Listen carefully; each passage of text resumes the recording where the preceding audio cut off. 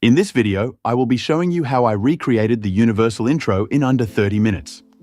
This is the beginning of a series where I will be challenging myself to create something in Blender in a certain time frame. A few disclaimers before I begin. I've made this scene in under 30 minutes, so don't expect the final result to be perfect. Everything within the scene will either be free of charge or made by me.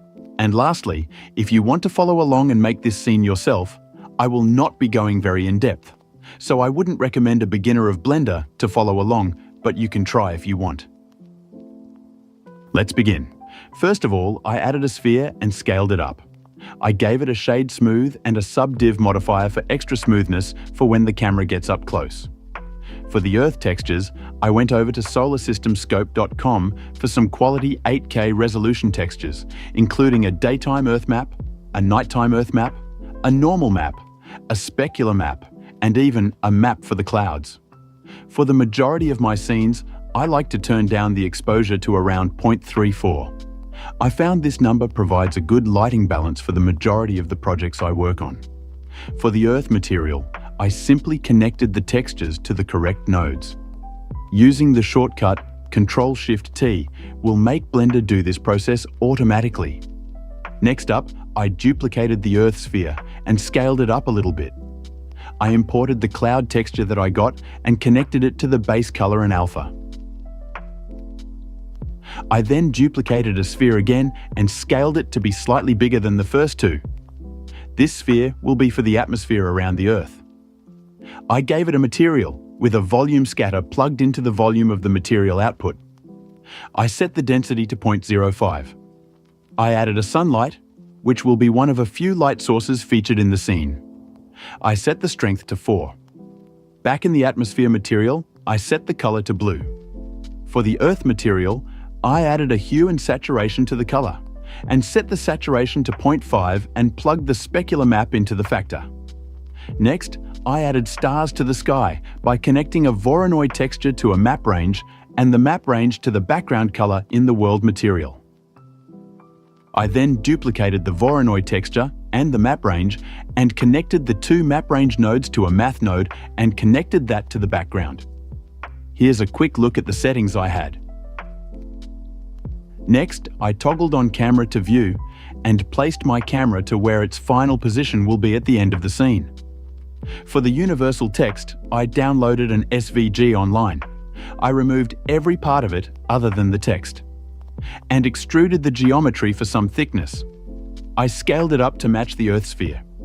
After realizing I needed to fix the topology a little bit, I removed the thickness by setting the extruded back to 0, and used the knife tool to fix the topology. I wanted to have the text bending around the Earth, so with a shrink wrap modifier and using the Earth as the target, with the wrap method set to project, and making sure negative is ticked, I got the text to bend nicely around the Earth. I then added a solidify and added a shade auto smooth, and now I had a nice base for the text. To add extra layers to the text, just like the original, I selected the faces at the back of the letters, then extruded along the normals using the shortcut Alt-E. I then repeated this step until I had multiple layers that I can then add materials to. I added 3 materials to the text using the plus symbol and applied them by selecting the correct faces. Now the universal text has 3 different colored metallic materials. Next, I wanted to add some atmosphere for the background. So using a bunch of planes and a misty alpha map and an RGB plugged into an emission color, I got a nice looking smoky effect for the background. I wanted to light my scene using the HDRI but keep the stars HDRI in the background. So to do this, I used a mix shader and connected the stars background to the bottom and a background node to the top and a light path node to the factor. I then connected a sunset HDRI to the background node, a mapping node to the HDRI and texture coordinate node to the mapping. I didn't like how much orange was coming from the HDRI, so I added an RGB curves and decreased the red channel and added more of a curve in the blue channel. I also played around with the rotation in the mapping node. This is what I ended up with. After seeing how long the original intro is, I calculated that my scene would be 528 frames long at 24 frames per second. To animate the camera movement, I used a path curve. I moved the verts to where I wanted the camera to go. For the final vert, I placed it right where the camera was sitting. To get the camera to follow the path, I added a follow path constraint to the camera and set the target as the path I just made. Then, using the offset in the path constraint, you can animate the camera moving along the path. Here you can see me keyframing the offset at 0 and then moving to the last frame and keyframing the offset at -100. Here's what it looks like.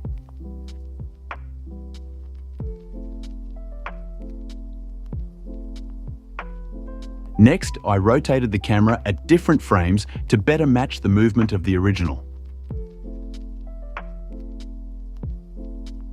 Next, it was time to animate the text.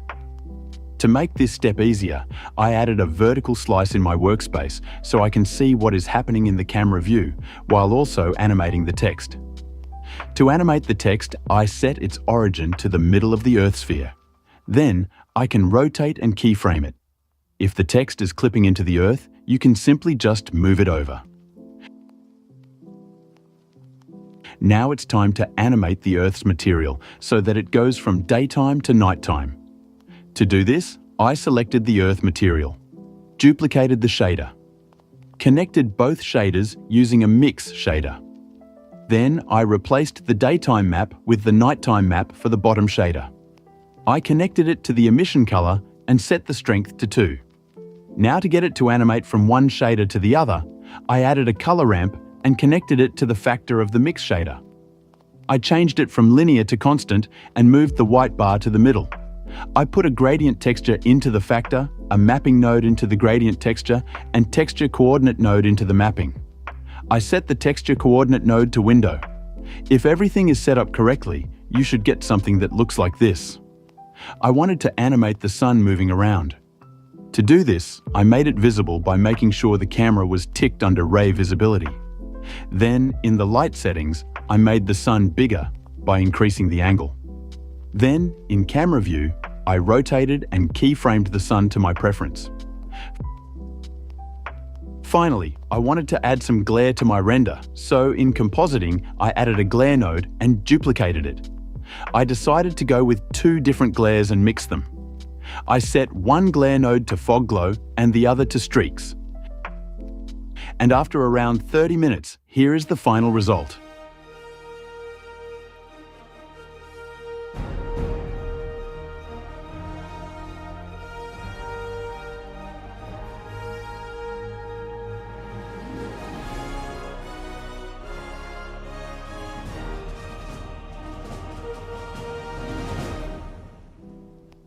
Of course, it could have been much better if I had more time, but I'm fairly satisfied with this result given the time limit. If you want to see more content like this video, feel free to subscribe.